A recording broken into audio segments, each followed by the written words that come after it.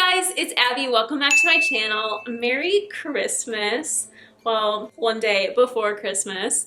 In today's video, I have a very special holiday-themed spooky video for you. I am going to be telling you 4 scary Christmas-themed stories from the Short Scary Story subreddit. I love Christmas so much. Actually, I like Christmas more than Halloween, which is crazy because I love Halloween. I'm filming this significantly before Christmas because I'm back in Chicago for Christmas and not in LA.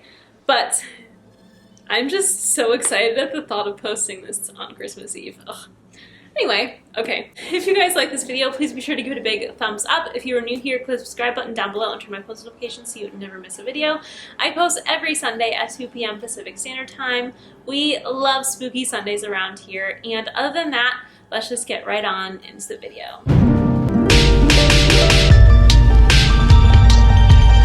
Our first story is by the user Hyper Obscura, and it's called To Santa, Love Charlie.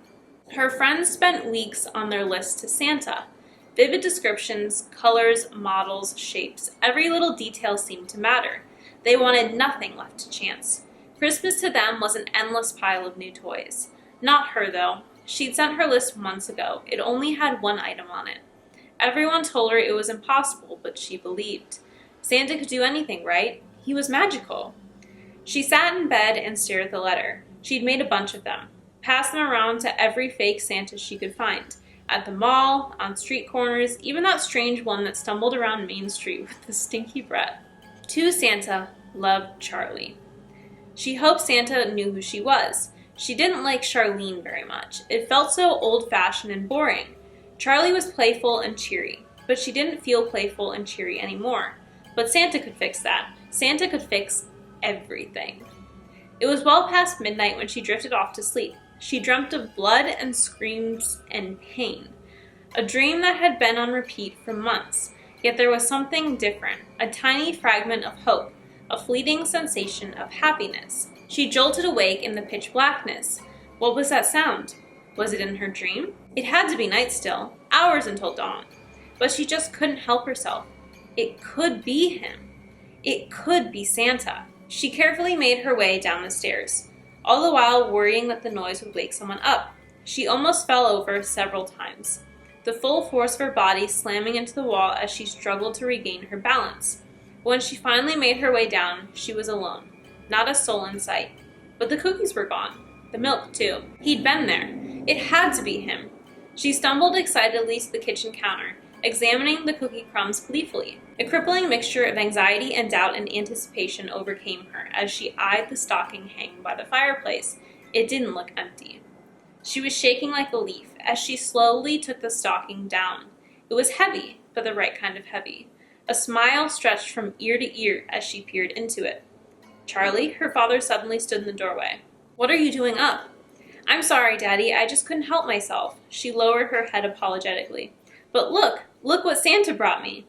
It took her father a few seconds to register what she was holding in her hands, what she was cradling so lovingly. Then came the scream, a high-pitched, hysterical wail. Charlie didn't understand. Sure, it smelled really bad, and it had all the wrong colors, and there were maggots, but it was hers. No doubt about it. Santa did it, the one thing she wanted, and he delivered. To Santa, Love Charlie. All I want for Christmas is my leg back. Dude, Santa can do that, but he never got me the miniature pony I wanted. I feel like I was robbed, honestly. That's crazy. Really gross and crazy and a little disturbing. But she got what she asked for. That's all that matters, I guess. Let me know if you guys saw that plot twist coming. Our next story is by the user Deleted. It's called Christmas Contest. Oh, sorry, I think it's for a Christmas contest. It's called I Don't Believe in Santa Claus. I don't believe in Santa Claus. I've always known he was just made up. Someone's parents told their kids about it just so they would behave during the holidays. Nevertheless, I was always grateful for the double gifts. One from my parents, one from Santa.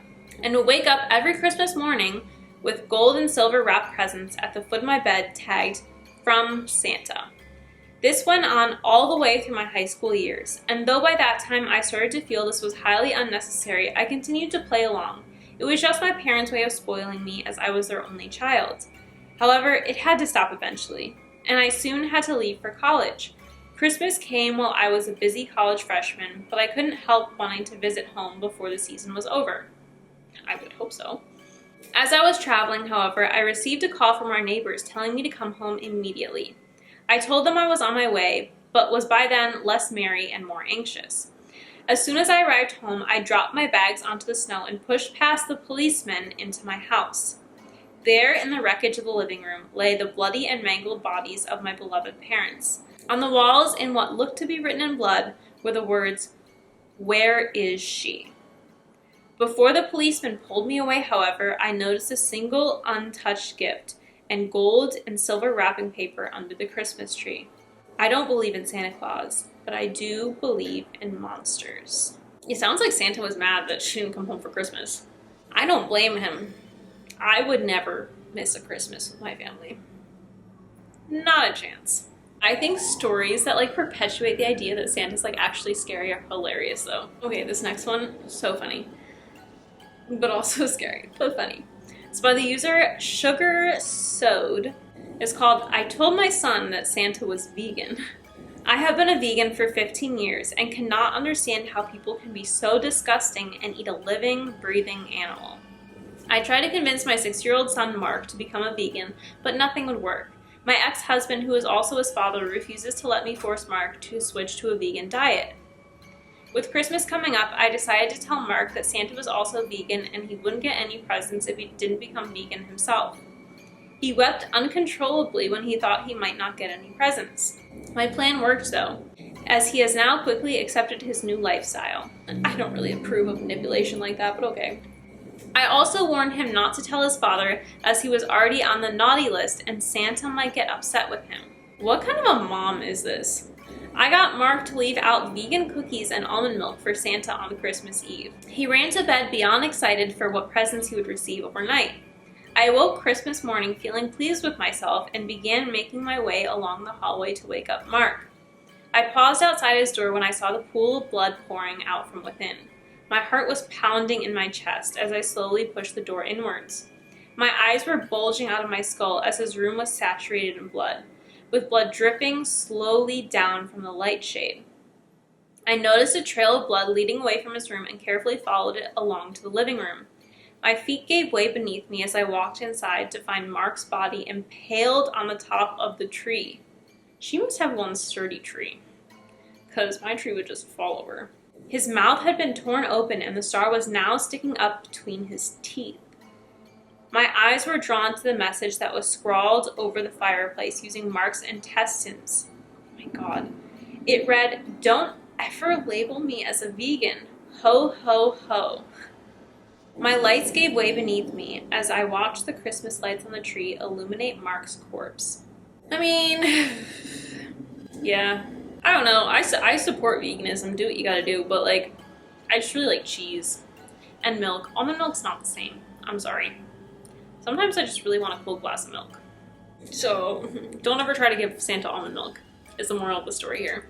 Actually, this video's just in time. Yeah, don't give Santa almond milk today. And if you made him vegan cookies, I'd remake them right now. Don't want to end up like Mark. All right, our final story of the video is by the user Jair 2.0. And it's called, "I Hear Santa on the Roof," set up like a little poem. I hear hooves up on our roof. Santa must be here. I wonder what he brought me. I've been so good this year. Mom and Dad said he's not real and that he's make-believe. They said that Santa isn't made for older kids like me. I told them Santa's seen me and I've seen Santa too.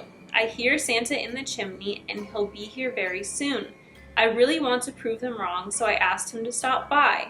He told me that he just might stay. Won't they be surprised? They say he's always watching to see if you've been bad. If you do something he won't like, it makes Santa very sad. I see Santa's small black boots in the fireplace. The sound they make like reindeer feet. Mine is Poison Grace. I see Santa's long red hands. I think they must be gloves. Coming down into the room, reaching from above. I hear Santa's jolly laugh, below all around. It's deeper than I hoped it'd be. It's quite a raspy sound. But the thing that really shocked me about Santa's black and red is that no one ever told me about the horns upon his head. Seems to me there was a miscommunication. I think this guy accidentally summoned Krampus and not Santa. You don't want to do that either. Make sure you're reaching out to Santa. I like that that was like poem form. I feel like it read like a spooky Christmas story.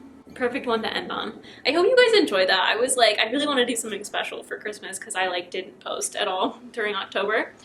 So there you go. I hope you guys like those stories. I personally loved them. I hope you guys have a very Merry Christmas. I hope you guys get to spend it with your family or your loved ones, whoever that may be. And I will see you again next week. Comment down below like what you got for Christmas. Like, I know you're gonna watch this the day before Christmas, but like come back on the day after Christmas and let me know what you got because I'd love to hear it. If you guys like this video, please be sure to give a big thumbs up. If you are new here, click the subscribe button down below and turn on notifications so you never miss a video. I post every Sunday at 2 p.m. Pacific Standard Time for Spooky Sundays. Again, hope you guys enjoy this video. Thank you so much for watching. Have a Merry Christmas, and I will see you next week. Bye.